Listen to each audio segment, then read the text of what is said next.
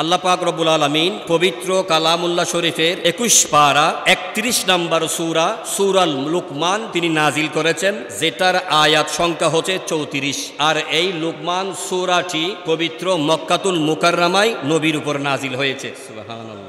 তিনি কি নবী ছিলেন নাকি ওলি ছিলেন, এই বিষয়ে আমাদের তাফসীর কারকগণের বিভিন্ন ব্যাখ্যা বিশ্লেষণ রয়েছে। তবে সবগুলো গবেষণা করে তিনি নবী ছিলেন কিনা এটার যেহেতু নবীর কাছ থেকে সহিহ হাদিস দ্বারা প্রমাণিত নয়, এই কারণে তিনি নবী ছিলেন না, রসুল ছিলেন না, তিনি একজন আল্লাহ তাআলার প্রিয়ভাজন বান্দা এবং বন্ধু ছিলেন। সুবহানাল্লাহ।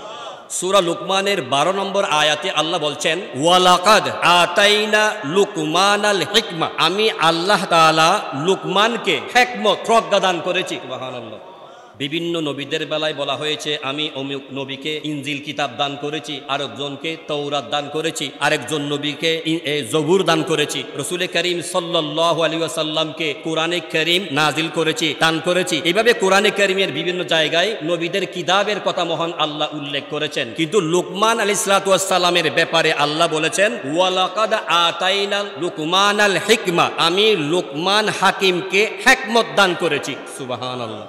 এই হিকমতের মাধ্যমে আমরা বুঝতে পারলাম তিনি নবী ছিলেন না, তিনি রসুল ছিলেন না, তিনি আল্লাহর কাছ থেকে আসমানি গ্রন্থ পাননি, বরং তিনি আল্লাহর পক্ষ থেকে হিকমত প্রজ্ঞা পেয়েছেন। সুবহানাল্লাহ। তিনি পেশায় ছিলেন একজন কৃতদাস। কৃতদাস বলতে একজন মালিকের আন্ডারে তিনি কাজ করতেন। উনার কাজের পেশা ছিল জঙ্গল থেকে কাঠ এনে মালিকের জন্য সরবরাহ করতেন। তিনি যখন মালিকের কাজে নিয়োজিত হয়েছেন, এই কাজের মধ্যে কোনো একটা মুহূর্ত তিনি বাদ দেন নাই আল্লাহ তাআলার নামকে স্মরণ করা, জিকির করা। সুবহানাল্লাহ।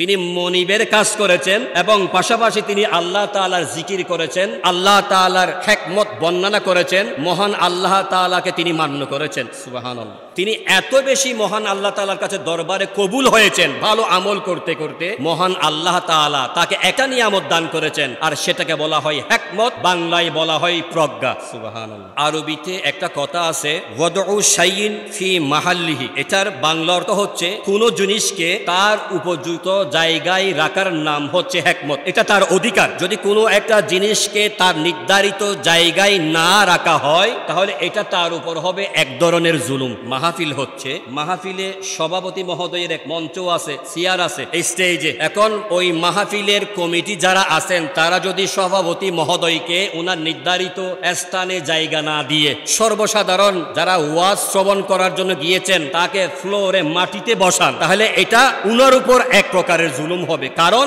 উনার যেখানে থাকার কথা ছিল সেই স্থানে যদি উনাকে জায়গা দেওয়া না হয়, উনাকে রাখা না হয়, এটা উনার উপর এক প্রকারের জুলুম। এই আমরা যে কথা বলছি, এই স্পিকার গুলো, এগুলা থাকার জায়গা হচ্ছে এই স্ট্যান্ডে। এগুলা যদি নিচে থাকে তাহলে হবে না। প্রত্যেক জিনিসের একটা নির্ধারিত স্থান রয়েছে, সেই স্থানে যদি ওটাকে রাখা হয়, এটা হচ্ছে হিকমত। অর্থাৎ লুকমান হাকিম আলাইহিস সালাতু ওয়াস সালামকে মহান আল্লাহ তাআলা হিকমত দান করেছেন, এই কারণে তিনি আল্লাহর পক্ষ থেকে হিকমত পাওয়ার অধিকার রাখেন।